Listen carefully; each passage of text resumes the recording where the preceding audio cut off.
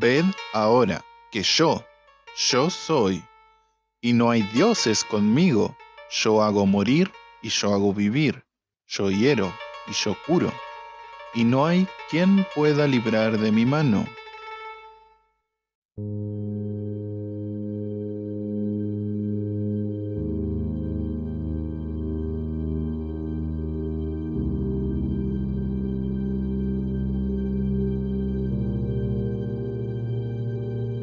Solo Yud-Heh-Vah-Hei puede librarnos de la enfermedad.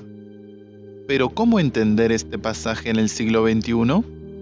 Hemos visto que el sistema médico de Israel era la Torá y sus médicos los sacerdotes. ¿Eso ha cambiado? ¿Es compatible la sanidad con el sistema médico moderno? ¿Y con los remedios naturales y las dietas? ¿Y con las pastillas?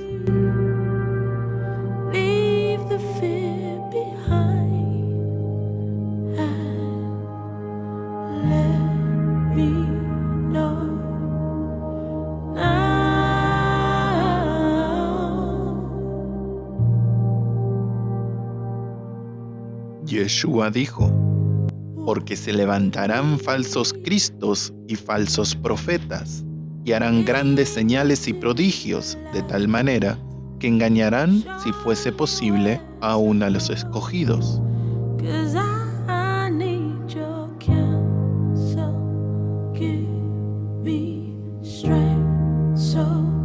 Estas señales y prodigios, ¿pueden ser sanaciones?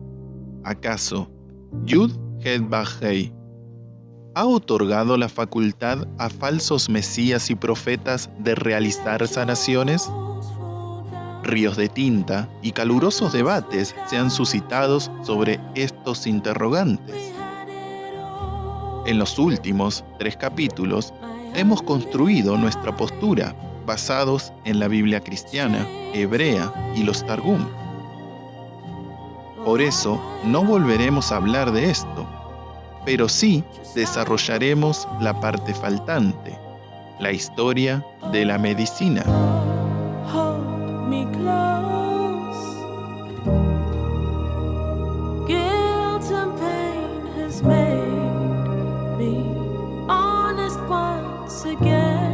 Cuando Elohim estableció la Torá como medicina, a sus profetas y sacerdotes como quien administran la medicina al pueblo, ¿qué otro tipo de sistema médico existían en las naciones?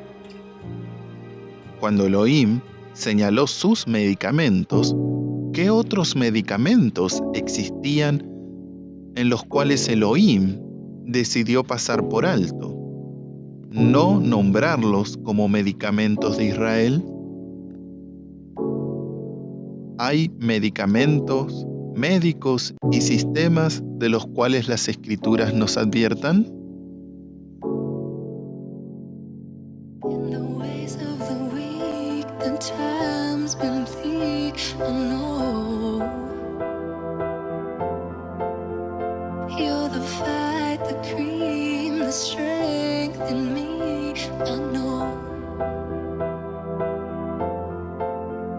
And you're driving me crazy. You keep on running and running and running and running lately.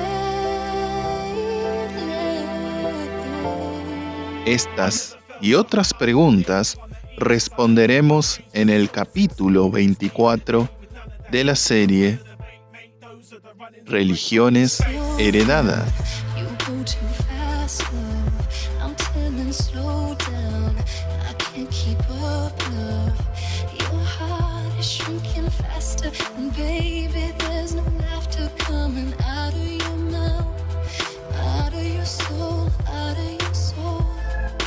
La historia de la medicina.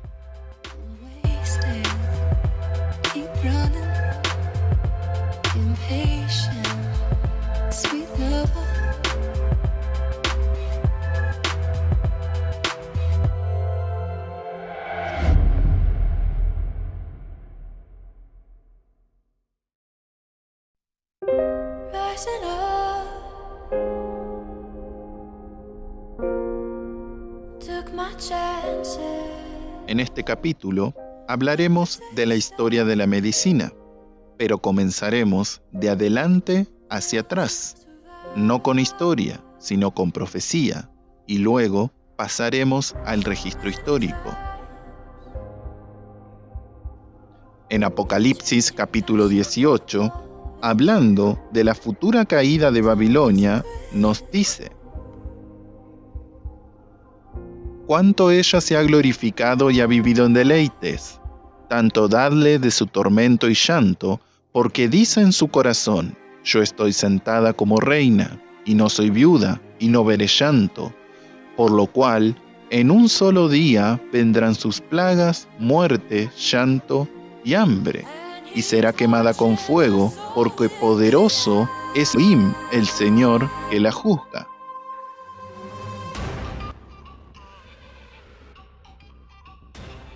Esta predicción, esta profecía, es muy similar a la que hallamos en Isaías capítulo 47.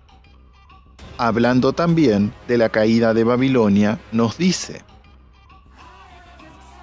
dijiste, para siempre seré señora, y no has pensado en esto, ni te acordaste de tu postrimería. Oye pues, ahora esto, mujer voluptuosa, tú que estás sentada confiadamente, tú que dices en tu corazón: yo soy, y fuera de mí no hay más. No quedaré viuda, ni conoceré orfandad.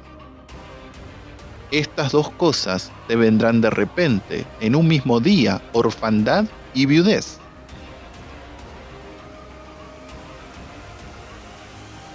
Pero en el libro de Isaías hallamos más descripciones de la naturaleza del reino de Babilonia y por qué medios gobierna sobre los pueblos.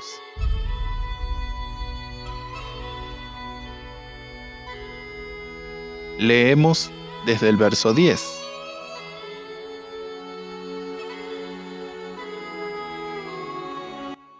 Porque te confiaste en tu maldad diciendo: nadie me ve. Tu sabiduría y tu misma ciencia te engañaron. Y dijiste en tu corazón: yo y nadie más. Vendrá pues sobre ti mal, cuyo nacimiento no sabrás.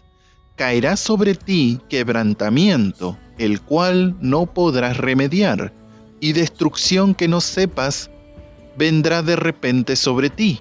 Estate ahora en tus encantamientos y en la multitud de tus hechizos, en los cuales te fatigaste desde tu juventud.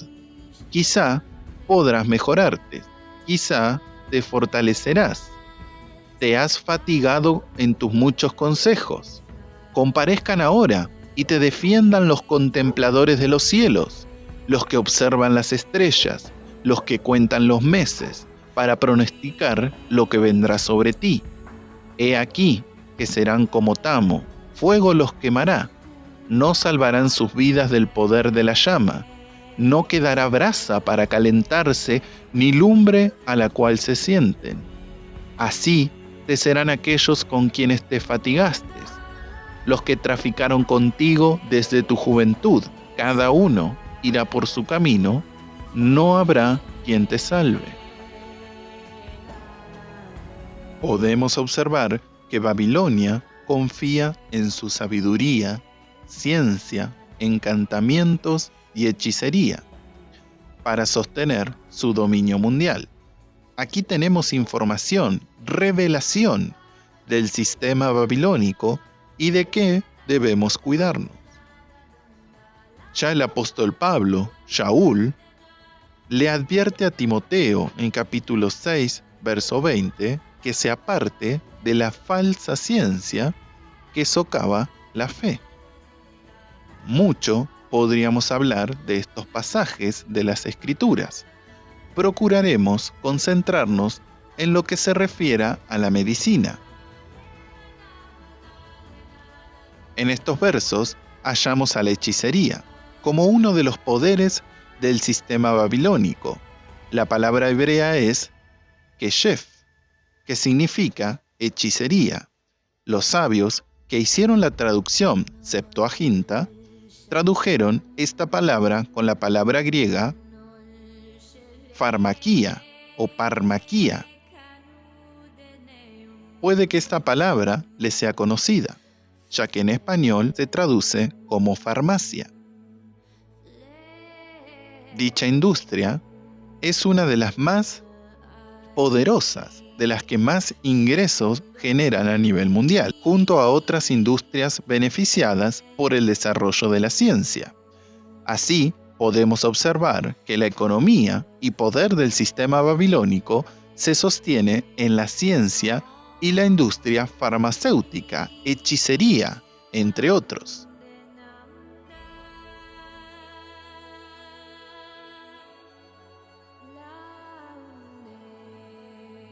Pero, ¿qué nos dice la Torá con respecto a la hechicería? No sea hallado en ti quien haga pasar a su hijo o a su hija por el fuego, ni quien practique adivinación, ni agorero, ni sortilego, ni hechicero, ni encantador, ni adivino, ni mago, ni quien consulte a los muertos, porque es abominación para Yud Het Bajei, cualquiera que hace estas cosas, y por estas abominaciones, Yud Het Bajei, tu Elohim, echa estas naciones de delante de ti.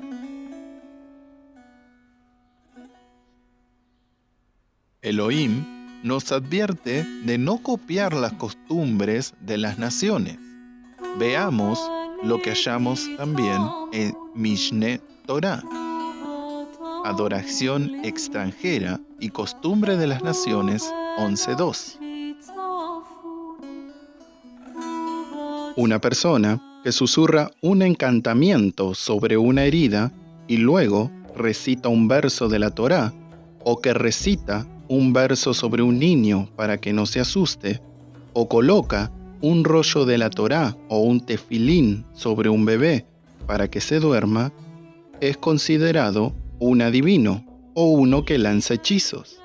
Además, tales personas están incluidas entre aquellos que niegan la Torá, porque se relacionan con las palabras de la Torá como si fueran curas para el cuerpo, cuando de hecho son curas para el alma, como dice Proverbios 3:22, y serán vida para tu alma. Sin embargo, está permitido que una persona sana lea versículos del Tanaj o capítulos de los Salmos para que el mérito de leerlos lo proteja y lo salve de dificultades y daños. Incluso como está dicho, y serán vida para tu alma, Proverbios 3:22.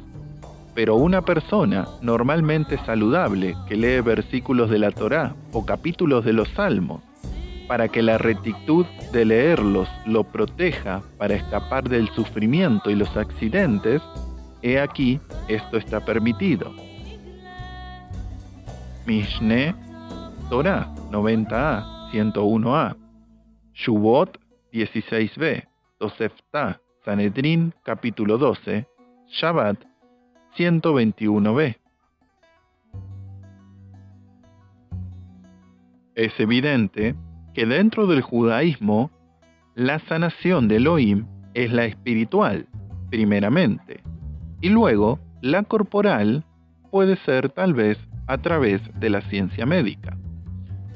Debemos poner cada cosa en su lugar y preguntarnos, cuando usted va a un hospital, ¿el médico tiene las herramientas, el conocimiento y el interés de procurar su sanación espiritual? Dejaremos este interrogante entre usted y Elohim.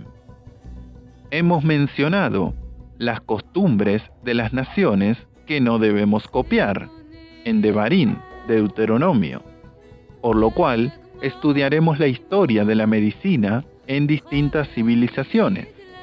Haremos una breve descripción, procuraremos señalar la punta de los hilos de los ovillos de la historia, para que los buscadores de la verdad puedan ir descubriendo la historia detrás del mundo moderno. Preste atención, por favor, que resumiremos miles de años de historia en poco tiempo, en pocas palabras. De manera general, superficial, compartiremos la medicina en sociedades que compartieron con Israel y que cada uno puede percibir qué significa no hagan como las naciones que he hecho de su presencia. Devarim, Deuteronomio, capítulo 18.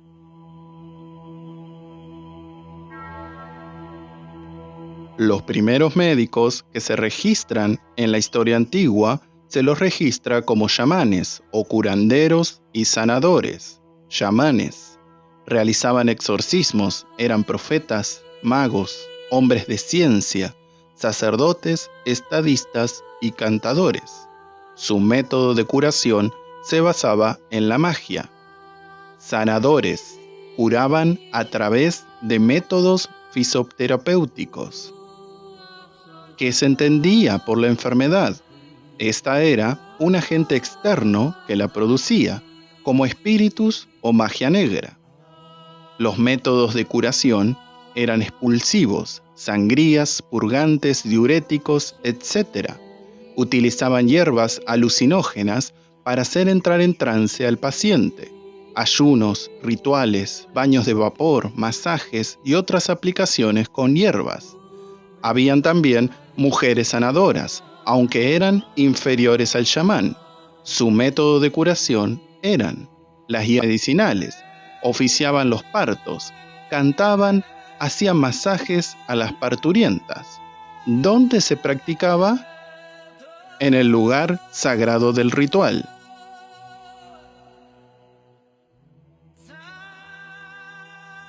En la región mesopotámica tenemos a los médicos, que eran los sacerdotes, o asa, el que conoce las aguas.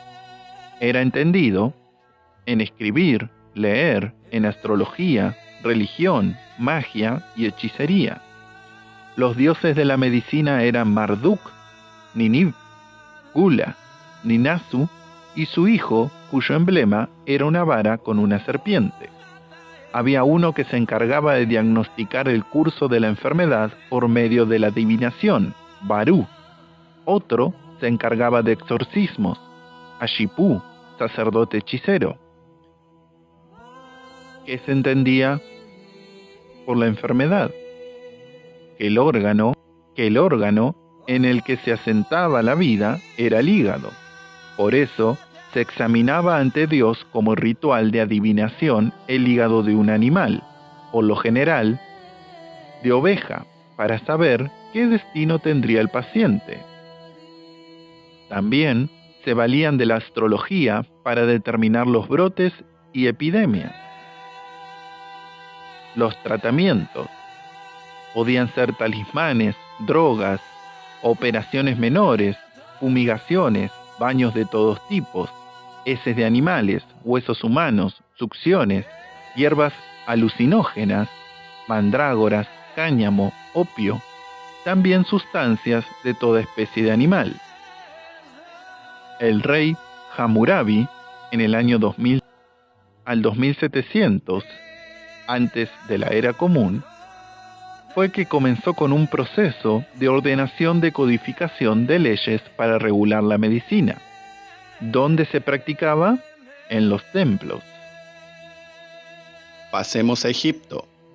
Los médicos eran en un principio solo el sacerdote o el exorcista, pero luego se fue desarrollando aparte de lo religioso. Los médicos supervisores tenían un rector supremo. Imhotep fue médico renombrado y también sacerdote, astrónomo y arquitecto. Luego, después de su muerte, lo consideraron el dios de la medicina. ¿Qué se entendía por la enfermedad? Que la vitalidad residía en la respiración y en la sangre, y que la enfermedad venía a ser una obstrucción de ellos o un desbordamiento, inspirados en la observación del río Nilo. También creían que los demonios y espíritus ocasionaban enfermedades, que sus órganos estaban relacionados con su dios, y que los parásitos podían ser posibles causas de enfermedades. Cuando se empezó a dividir la medicina de lo religioso, se formaron dos escuelas. La empírica, que era costosa y era para la realeza.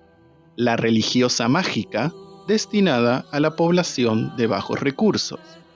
Tratamientos: purgantes como rutina, miel, cerveza, dietas personalizadas, frutas, sustancias animales, sangre, grasa, heces, lavajes genitales, sal, antinomio y alumbre, supositorios, cirugías, ayunos, eméticos, enemas, higiene, entre otras. Se practicaba y estudiaba en los templos. Continuemos con el Imperio Romano.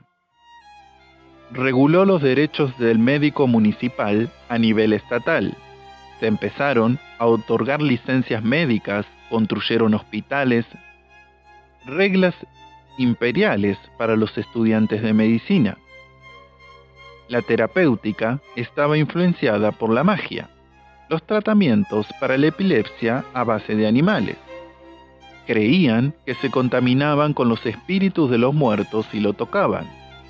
Galeno estableció como base de estudio de las enfermedades la anatomía y como tratamientos drogas vegetales, reposo, higiene, dieta, sueño y ejercicio. Los médicos, en un principio, eran menospreciados por los romanos. Eran los sacerdotes, los esclavos, barberos, masajistas. Más tarde se sumaron los griegos. ¿Qué se entendía por la enfermedad? Asclepiades decía que la salud o la enfermedad dependía de la contracción o relajación de las partículas sólidas del organismo. Sus tratamientos eran a base de baños de sol, baños de agua caliente y fría, líquidos, dieta y abstención de vino.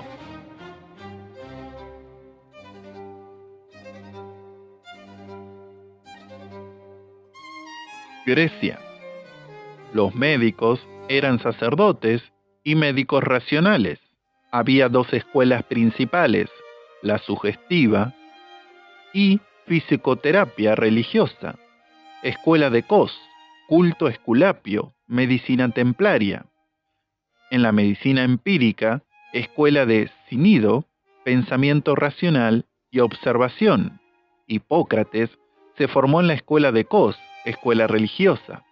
Fue el primero que propició la observación de los pacientes, pensamiento racional. Él creía que la misma naturaleza podía restablecer el equilibrio de los humores, líquidos del cuerpo.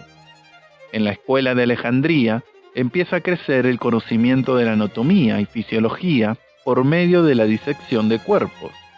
De allí se conoció que la enfermedad se asentaba en los órganos, ya no en los humores. Queremos aclarar que este proceso que termina desarrollando la fisiología o la anatomía es contraria a los principios de la Torá, ya que es la misma Torá que nos dice que no deberíamos permanecer en el mismo ambiente que un muerto, y que si tocamos a una persona muerta, quedaríamos impuros. Incluso los sacerdotes, que eran la figura de los médicos dentro del sistema de la medicina establecida por Elohim en Israel, tenían terminantemente prohibido acercarse a los muertos, a no ser que sea un pariente cercano. Entonces, podemos observar que los principios de observación y de disecación de los muertos son métodos que son contrarios a los principios de la Torá. Continuemos. ¿Qué entendía la medicina racional? Que la enfermedad es producto de un desequilibrio en el physis, en la fisiología. La enfermedad o la salud dependía de la armonía o desarmonía de los elementos que componen el cuerpo. ¿Cuáles eran sus tratamientos? Del médico empírico, dieta, hierbas y drogas. Del médico sacerdote, purificación por medio de dietas, baños y fumigaciones. Después llevaban al paciente al templo y lo preparaban para dormir el sueño templario. Por último, pasaremos al Imperio Árabe. Los médicos se preparaban estudiando en la Universidad de Bagdad. Eran racionales. Su conocimiento fue influenciado por la medicina griega y de otras culturas, mejorada por ellos. También había magos y curanderos. Tratamientos que empleaban eran las drogas, hierbas, acupuntura, astrología, magia y ungüentos, minerales, fomento, higiene, baños y un sobrio régimen dietético. Las escuelas árabes introdujeron en la medicina un gran número de drogas y elementos químicos y eso impulsó grandemente a la farmacéutica. Races, del 865 al 925, fue instruido en Bagdad y fue un escritor de libros, entre otros, escribió uno sobre el arte de la alquimia. Hasta aquí hemos podido observar ciertos patrones, costumbres y tradiciones en común que tenían las distintas civilizaciones con respecto a la medicina. Entre ellas destacamos a los sacerdotes como médicos, a la hechicería y adivinación como parte de diagnosticadores de la enfermedad, a drogas como parte de los medicamentos, dietas como tratamientos con baños de agua, también hallamos templos, escuelas de medicina y distintos remedios naturales, ya sean del reino vegetal, de la alimentación o también de los animales.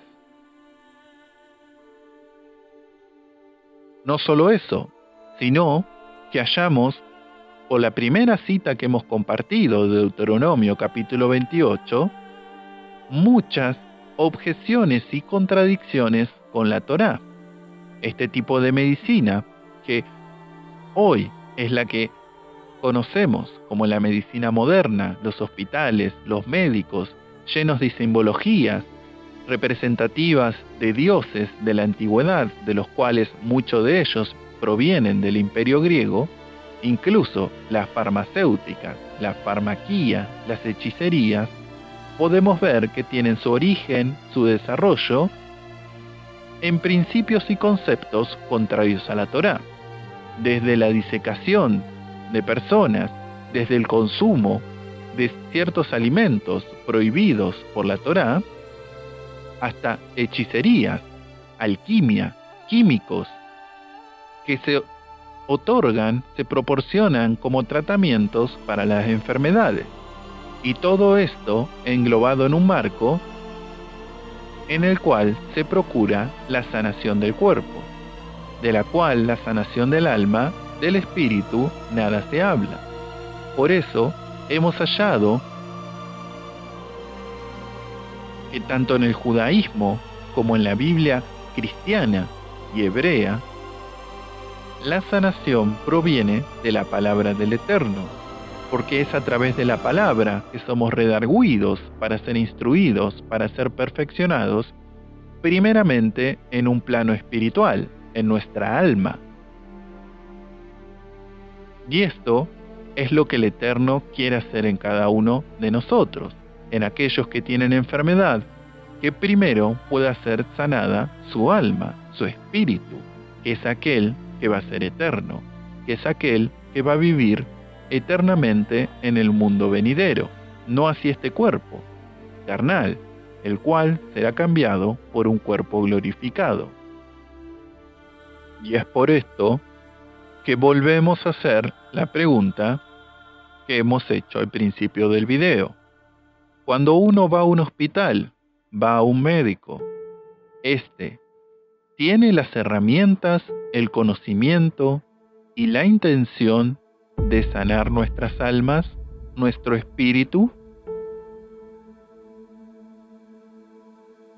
Esa es una pregunta que cada uno debe hacerse en su intimidad con Elohim, para no caer en hechiceros, en encantadores, en adivinos, en cosas que solamente pueden sanar el cuerpo, pero no el alma. Que podamos buscar primeramente la sanación que viene de lo alto, la sanación que viene de Elohim, de aquel que dice la Escritura, yo soy el que sana yo soy el que hiere. No solo cuando nos acercamos a un hospital o al médico, sino que también cuando recibimos algún tratamiento natural, alguna planta, medicamento, alguna dieta como tratamiento, o tal vez baños de agua fría, caliente, o mismo cosa que podamos ingerir, producto de los descubrimientos de la ciencia, ya sea químicos, ya sean cosas naturales, pero cosas de las cuales debemos ser conscientes que eran prácticas que tenían las naciones, de las cuales Elohim en Deuteronomio nos dice que las estaba expulsando delante de Israel. Nos advierte a no copiar esas prácticas, porque por esas prácticas, esas hechicerías, terminaron siendo abominación para el Elohim de Israel.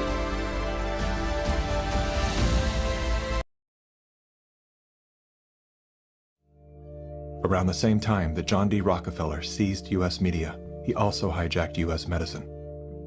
When it was discovered that drugs could be produced from petroleum, America's top oil mogul ordered his army of propagandists to invert reality accordingly. Medicines used for thousands of years were suddenly classified as alternative, while the new, petroleum-based, highly addictive, and patentable drugs were declared the gold standard. After buying a German pharmaceutical company that manufactured chemicals of war for Adolf Hitler, Rockefeller leveraged his political influence by pressing Congress to declare natural healing modalities unscientific quackery. Rockefeller then took control of the American Medical Association and began offering massive grants to top medical schools under the mandate that only his approved curriculum be taught. Any mention of the healing powers of herbs, plants, and diet was erased from most medical textbooks. Doctors and professors who objected to Rockefeller's plan were crucified by the media, removed from the AMA, and stripped of their license to teach and practice medicine. Those who dared to speak out were arrested and jailed. When evidence began to emerge that petroleum-based medicines were causing cancer, Mr. Rockefeller founded the American Cancer Society, through which he suppressed that information. John D. Rockefeller is duly credited as the founder of the pharmaceutical industry, and the reason that medical error is currently the third leading cause of death in America. This is not an indictment against doctors. More than anyone, they are under the stranglehold of the single largest lobbying power in Washington. Every year, the pharmaceutical industry spends at least twice the amount as big oil to influence laws, policies, and public perception. Thanks to Mr. Rockefeller, the architect of American monopolies, no industry has more power over our lives than Big Pharma.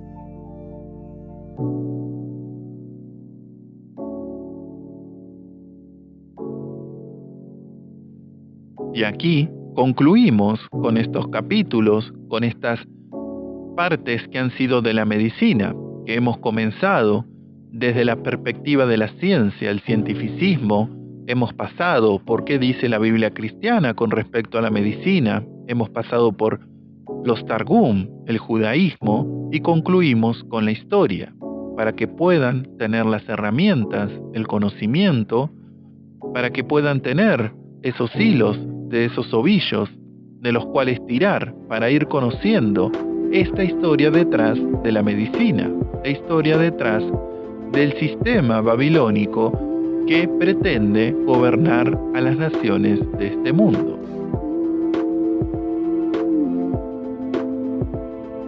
Es nuestro deseo que estos capítulos hayan podido ser de bendición para su vida, que puedan ser de crecimiento espiritual, que pueda ser un instrumento de sanación. And you're driving me crazy. You keep on running and running and running and running lately. Agradecemos a todos los que nos acompañan y nos apoyan. Y les pedimos que nos puedan seguir en el próximo capítulo, que será el último capítulo de esta serie que hemos dado en llamar Religiones Heredadas. You go too fast, love. I'm telling, slow down. I can't keep up, love. Your heart is shrinking faster, and baby, there's no laughter coming out.